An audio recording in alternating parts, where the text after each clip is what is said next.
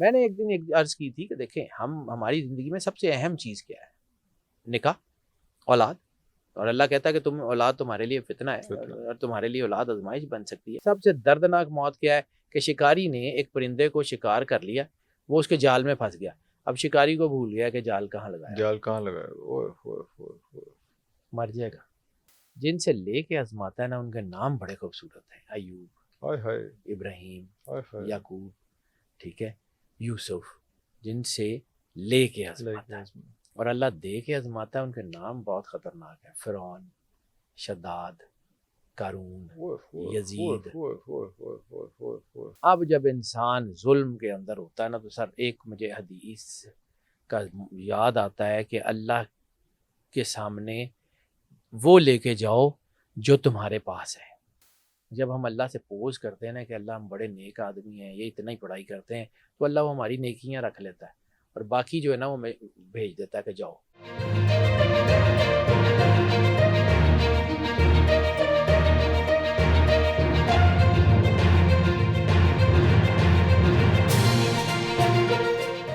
پانچویں چیز جو ہے وہ ہے to be good with the others. انسانیت. اگر آپ کے اندر انسانیت ہے تو رزق آ جائے گا.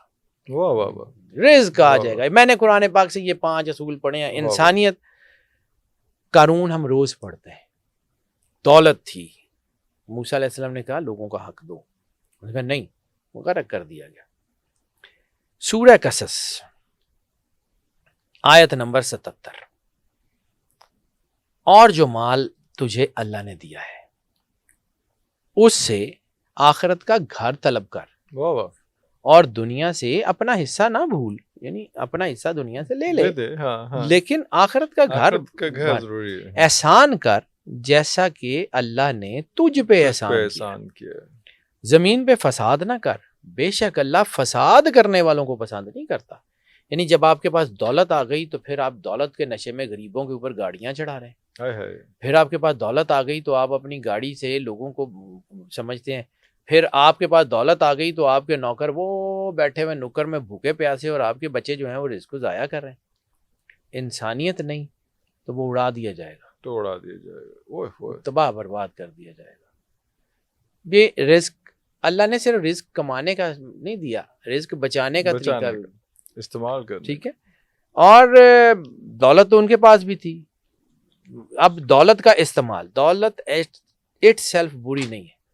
حالانکہ سرور انبیاء صلی اللہ علیہ وآلہ وسلم کا جو آخری خطبہ ہے حجۃ الوداع کا، آخری حج کا جو خطبہ ہے، سرور انبیاء صلی اللہ علیہ وآلہ وسلم نے 3 مرتبہ صحابہ کرام سے ایک سوال کیا، مختلف الفاظ میں ایک ہی سوال دہرایا. کیا میں نے دین پہنچانے کا حق ادا کر دیا؟ صحابہ کرام نے کہا یا رسول اللہ بے شک کر دیا. کیا میں نے دین کھول کھول کے بیان کر دیا؟ یا رسول اللہ بے شک آپ نے دین کھول کھول کے بیان کر دیا. کیا میں نے دین پہنچانے میں کوئی کمی تو نہیں رکھی؟ صحابہ کرام نے کہا یا رسول اللہ بے شک کوئی کمی نہیں رکھی. اس کے بعد سرکار ختمی مرتبت بادشاہ کونین نے فرمایا مجھے تم سے اس بات کا کوئی ڈر نہیں ہے کہ میرے بعد تم شرک کا شکار ہو جاؤ گے. مجھے تم سے صرف اس بات کا ڈر ہے کہ تمہارا قبلہ مال ہوگا. تمہارا قبلہ مال ہوگا. یہ مال ضروری بھی ہے، اور مال جو ہے وہ بڑا ایک تلوار کی دھار ہے، اس کے اوپر آزمائش بھی ہے. یہ وہی تلوار ہے جس کی ایک دھار اپنی گردن کی دو دھاری تلوار. ٹھیک ہے. اب اس کو سمجھیے، اگر آپ کے پاس جو ہے وہ مال ہے اور آپ لوگوں کی خدمت کرتے ہیں تو آپ کے بچے میں بھی اس میں بھی، لیکن آپ نے فرض کیا جیسے میں نے کہا تھا کہ پارٹنرشپ 1% سے، اپنے پورے مال کے 1% سے آپ مالک کی مخلوق کا بھلا کر دیتے ہیں تو اللہ اس 1% کو اتنا بڑا کر دے گا کہ وہ 99 آپ کے سے بہت زیادہ آگے نکل جائے گا، وہ سپر سفیشینٹ ہو جائے گا. اللہ آپ کے بچوں کی ضروریات پوری ہو جائے. اللہ کہتا ہے نا کہ دنیا سے اپنا حصہ نہ بھول، وہ نہ بھول. ٹھیک ہے، اپنے بچے کلکم رائع و کلکم مسئول والی حدیث کا کیا مطلب ہے کہ اللہ نے جو تمہیں ریت دی ہے اس کا سوال کیا جائے گا. آپ کی ریت آپ کے بچے ہیں، بالکل آپ کا خاندان ہے، آپ کے بیوی بچے ہیں جن کو آپ نے اپنے گھر میں لائے ہیں. میں نے ایک دن ایک عرض کی تھی کہ دیکھیں ہماری زندگی میں سب سے اہم چیز کیا ہے؟ نکاح، اولاد. اور اللہ کہتا ہے کہ اولاد تمہارے لیے فتنہ ہے اور تمہارے لیے اولاد آزمائش بن سکتی ہے. اولاد فائدہ بھی ہے. یہاں قرآن سورہ جی، نوح جی. کے حوالے سے اللہ نے کہا کہ تمہاری اولاد اولاد سے دی ہے برکت تمہیں. دوں گا, تمہیں جو ہے وہ مال بڑھاؤں گا. اب سمجھیے, اولاد اگر جو ہے یہ آپ کی برکت ہے تو اللہ برکت کیا کرتا ہے؟ اولاد آپ کے مرنے کے بعد آپ کے لیے دعا کرتی ہے. اولاد آپ کے بعد اچھے کام کرتی ہے جو آپ کے نامہ اعمال میں آپ کی تربیت میں لکھے جاتے ہیں. اب یہی چیز جو ہے کہ یہ جو آیت جو بتا رہی ہے کہ یہ جو دولت جو ہے وہ آپ جو ہے وہ آپ کے اللہ دیتا ہے, تو اس کا استعمال پازیٹیو یا نیگیٹو یا آپ نیگیٹو. کون سا کرتے ہیں؟ It's all up to you. رزق آ جاتا ہے, رزق آ جائے گا, رزق آپ کے نصیب میں, اس کو بڑھانا کیسے, کیسے؟ اس کو آپ نے کیسے چلانا ہے. اللہ نے یہ راستہ بھی بتایا ہوا ہے کیسے آپ نے جو ہے وہ اپنے آپ کو اسٹیبل رکھنا ہے. پیسے آ گئے, پیسے آپ نے اس کو خرچ کرنے شروع کیے, ظلم کرنا شروع کر دیا, ختم ہو جائیں گے. انسانیت نہیں ہے تو کچھ بھی نہیں ہے. اور پھر یہی ہوا, بہت بڑے بڑے لوگ ایسے ہیں کہ جن کے پاس جو ہے وہ کروڑوں اربوں روپے اکاؤنٹس میں پڑے ہوتے تھے, اور پھر ان کی لاشیں ملتی ہیں 6 مہینے کے بعد.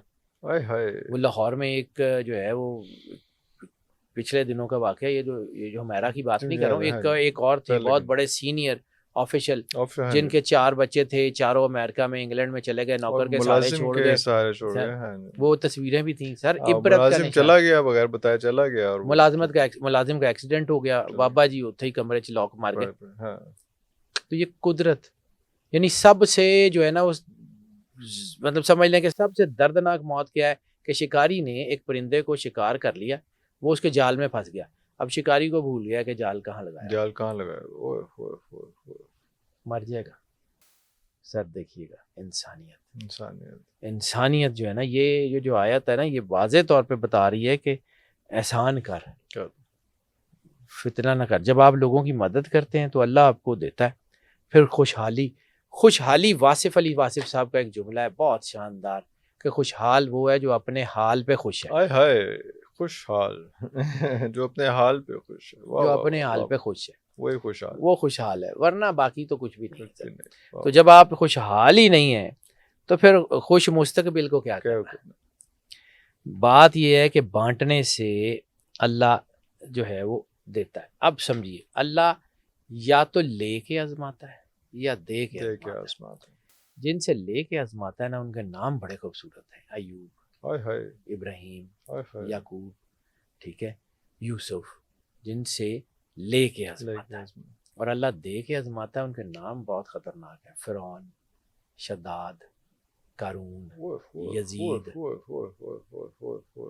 جن سے اللہ دے کے آزماتا ہے, اللہ دے کے لینے والی آزمائش سے بچا کے رکھے.